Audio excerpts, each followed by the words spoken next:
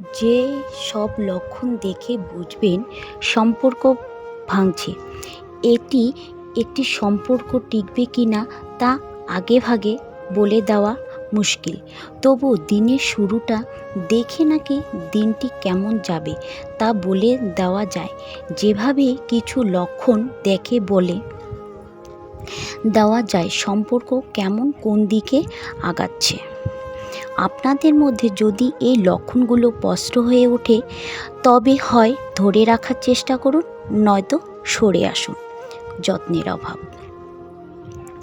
প্রেমের শুরুতে যত্ন, ভালোবাসা কোনোটাই অভাব হয় না, কিন্তু সম্পর্ক পুরনো হতে শুরু করলে সেসব ধীরে ধীরে ফিকে হতে শুরু করে। যদি আপনার প্রতি তার যত্নের অভাব টের পান, যদি পর্যাপ্ত সময় থাকার পরও যোগাযোগ কমতে থাকে, তবে সেই সম্পর্কের ভবিষ্যৎ নিয়ে আরেকবার ভাবার সময় হয়েছে।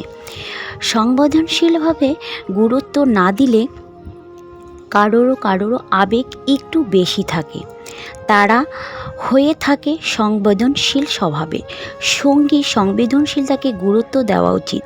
আবেগী বা সংবেদনশীল কেউ যদি বারবার আঘাত করতে থাকে তবে তা মোটেও ভালো না, কিছু বয়ে আনবে না। সঙ্গী সংবেদনশীল যদি বিরক্তিকর হয় তবে সেই সম্পর্ক টিকিয়ে রাখা মুশকিল হয়ে দাঁড়াবে। অবোধ মন করা প্রবণতা বাড়বে। সম্পর্কে কিছু অধিকার বোধ তো অবশ্যই থাকবে, কিন্তু তা যদি অবোধ মনের পর্যায়ে গিয়ে পৌঁছায় তবে মুশকিল। সম্পর্কে কোনো একজন বা একে অপরকে অবোধ মন করতে থাকলে সেই সম্পর্কের ভবিষ্যৎ অন্ধকার।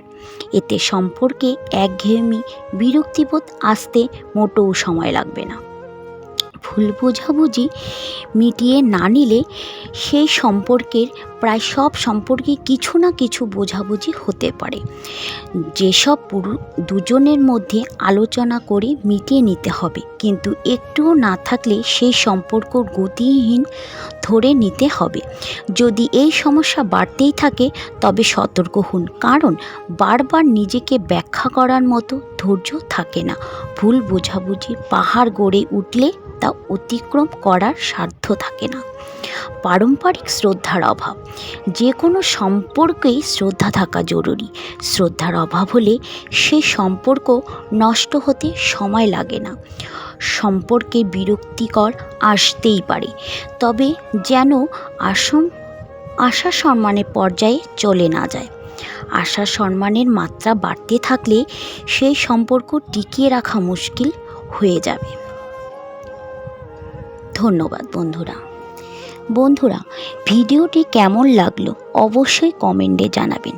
আজ এখানেই রাখছি, পরবর্তী একটি নতুন ভিডিও নিয়ে আবার আসবো। ততক্ষণ আপনারা ভালো থাকুন, সুস্থ থাকুন।